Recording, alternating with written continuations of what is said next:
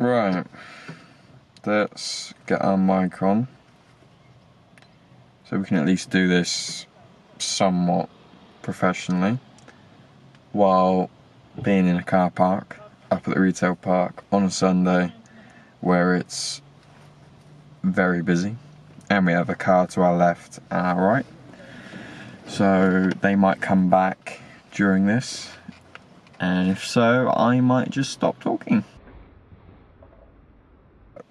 Yeah, today is Sunday, the 20th of June, which is also Father's Day, and I'm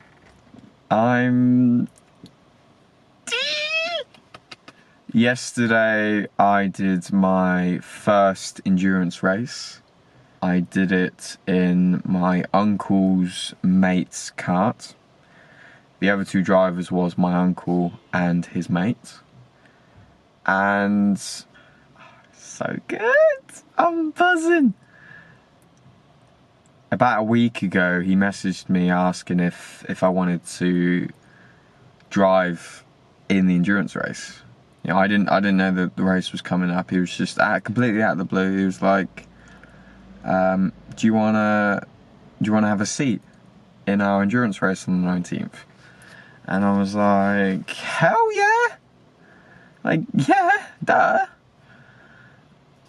And initially I thought it was going to be in his car, but then I found out it was John's car, so I was like, well, just, you know, make sure it's all good, make sure I ain't stepping in on anyone or anything like that. But you know, it got confirmed, and then yeah, so this whole last week I've just been watching videos on the track that we're going to go to, which was Llandow, which is South Wales. It's also known as the South Wales Karting track or karting circuit, because also I left my job on Friday, so like what was getting me through this final week was knowing what was happening on Saturday, and so I finished there Friday. I was just like, dude, you're gonna go to South Wales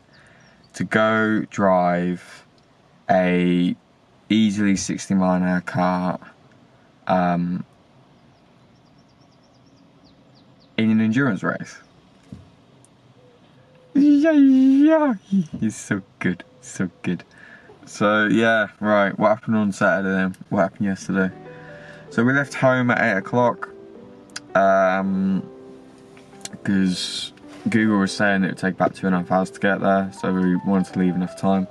And as well as that, I wanted to pick up a new phone, because my one it's now permanently plugged into a power bank. I've had it for 5 years, it's a good run, but now got a lovely iPhone XR, courtesy of Argos. Buy now or get now, pay later. Why I'm currently sat in the car park, because I was going to go over to Argos, and different Argos, not the Argos I went to yesterday, but I was going to go to our local one to get a case for it, but it's it looks like it's gone.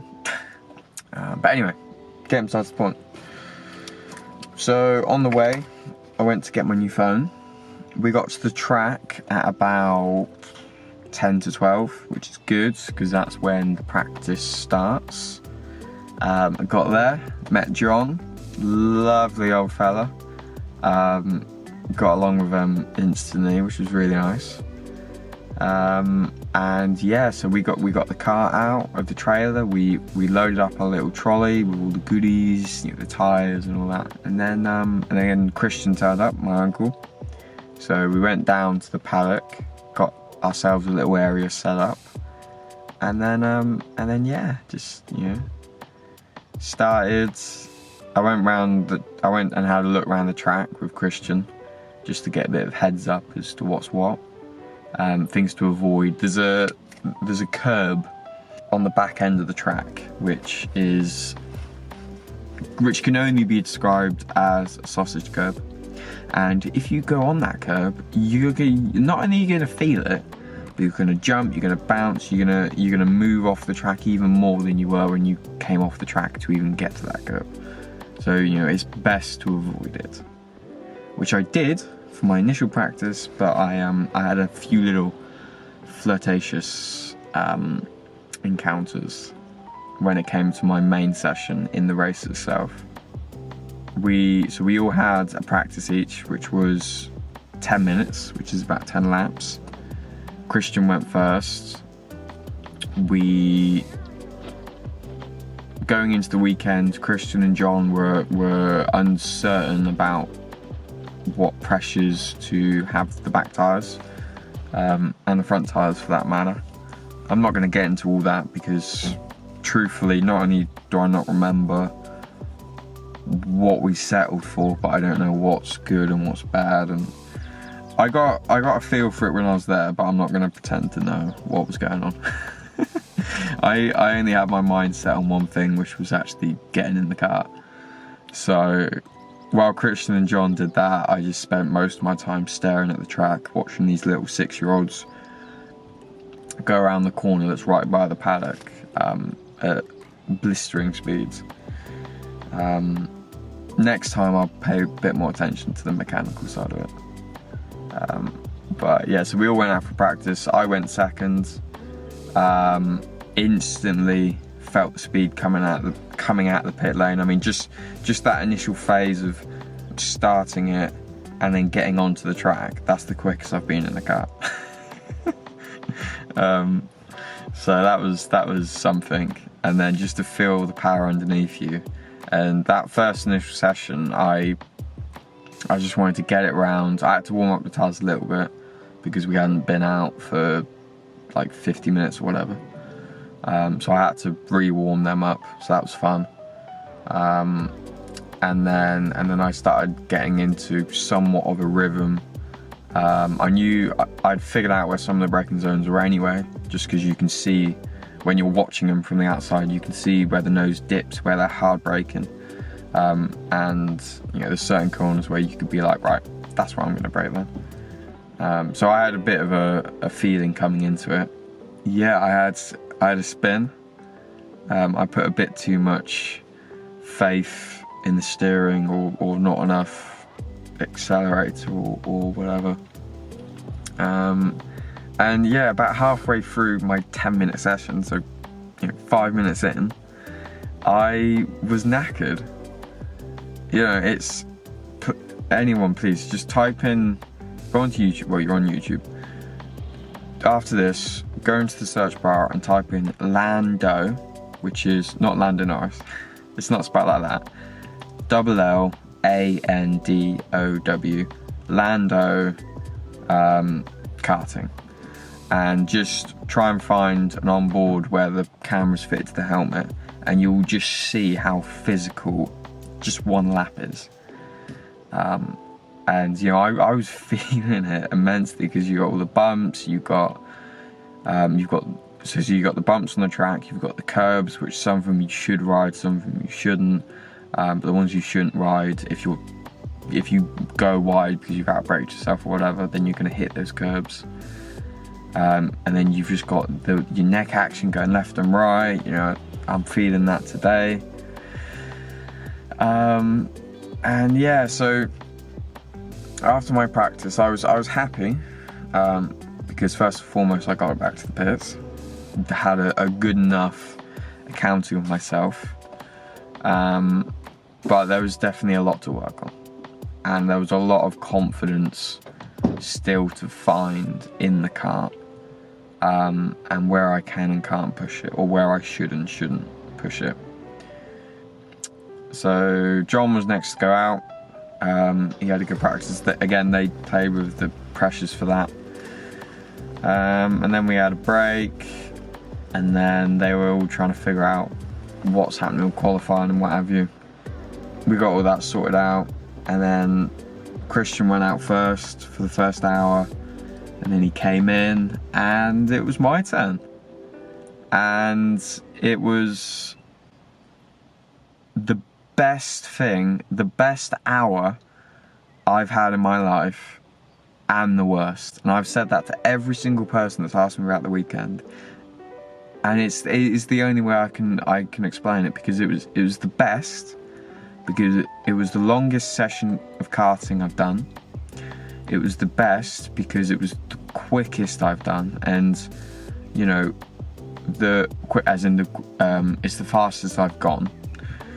And you know, not just being like you know, oh, it's fun to go quick or whatever, but no, it genuinely is, because you get a different feeling from it. You know, if you're just going around an indoor track with a kart that's maxed out at 30 mile an hour, 35, whatever, yes, you're still going to be pulling something, and yes, it's fun.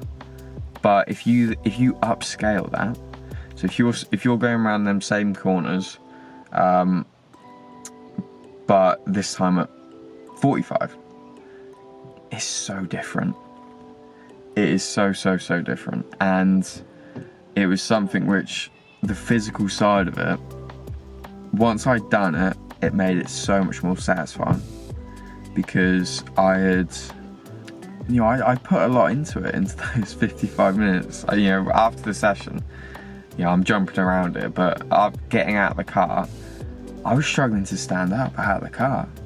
And then I got out and I embraced Christian, and I wobbled jokingly, but genuinely my legs were knackered, my arms were, my body was, you know, I was tired. And yes, I could be fitter anyway, but you know, I do my own thing, fitness wise, but I'm just lacking race fit, and it showed. And so, yeah, like, you know, 10 minutes into my session, my arms were feeling it, my elbows were feeling it. So I kept changing my posture.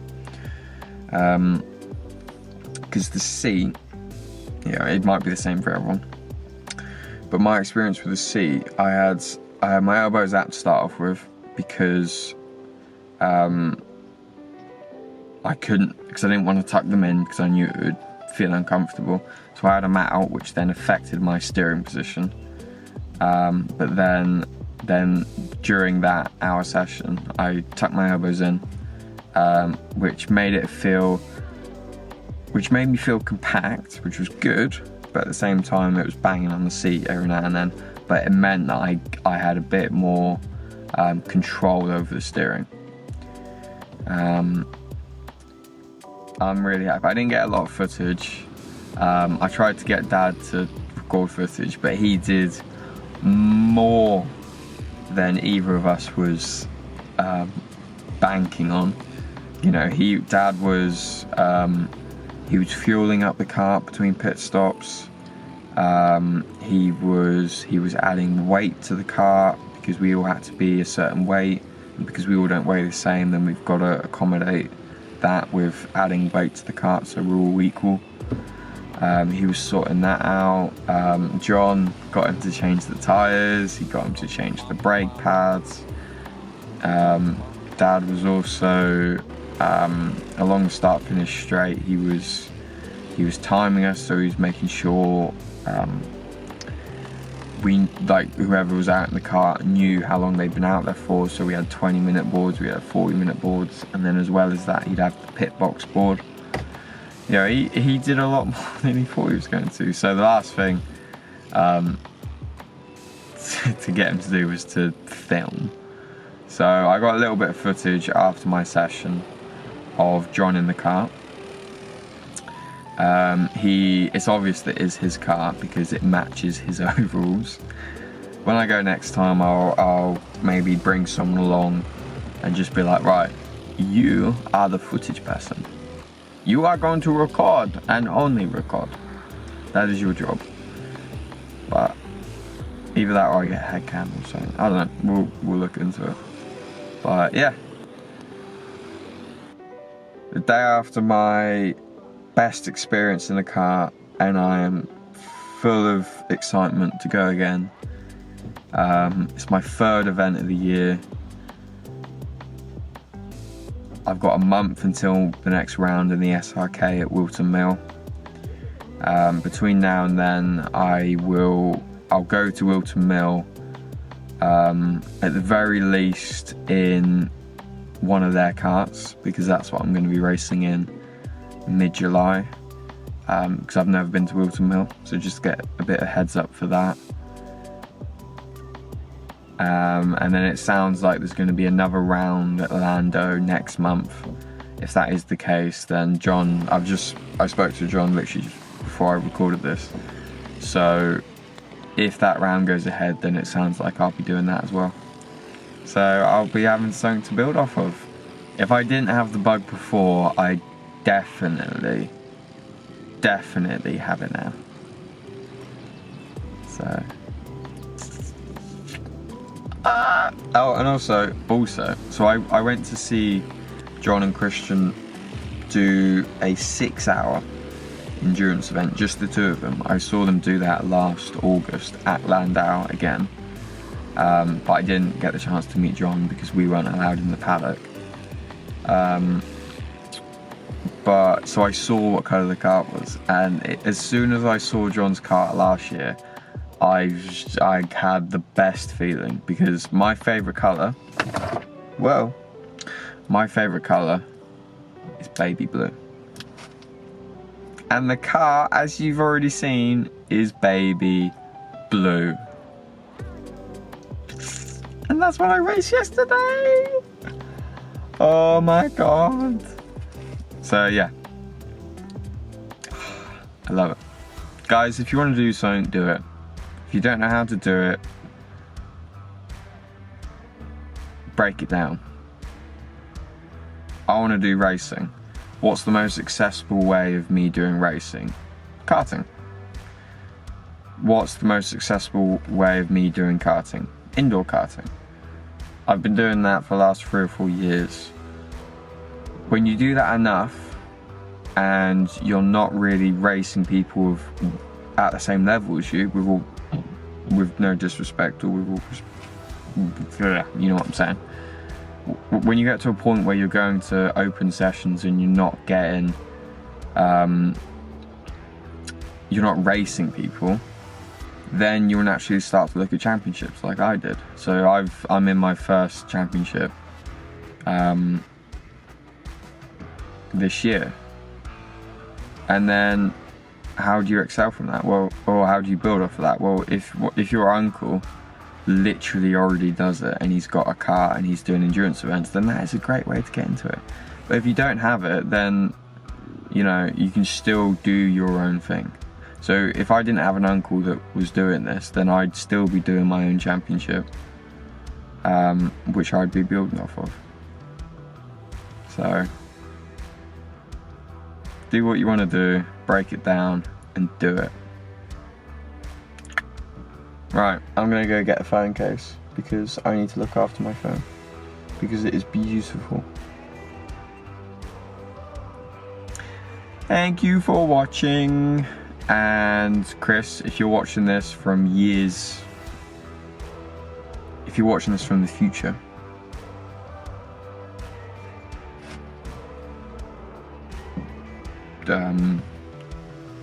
well done for getting this far. Or, I don't know. Right, let's get a phone case. Bye!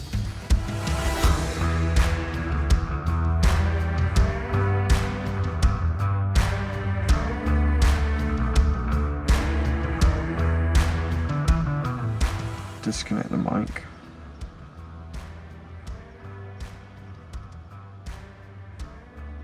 Oh, come on, phone. I'm using my old phone to record. I don't know why. I guess I could have used my new one, but the reason I'm getting rid of it is because it doesn't... Oh, the recording stopped. Yeah, cool. Yeah, the screen's starting to go as well. Anyway, I realise that I'm now just talking. So, yeah. Oh, making. Oh, my back. Oh my god.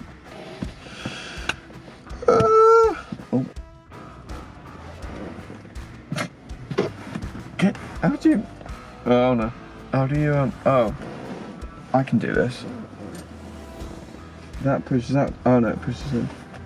What's it supposed to be? Is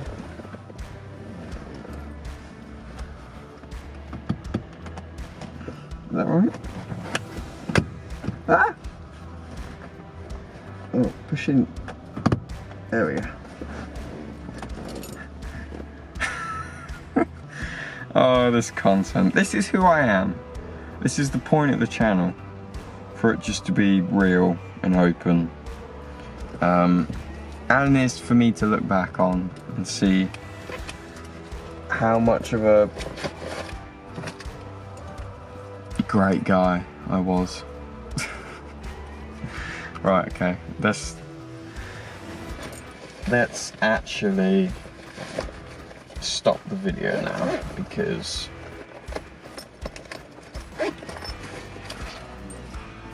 when people click off videos, it doesn't do very well for your analytics, whatever you want to call it. Right, bye. I'm actually going now.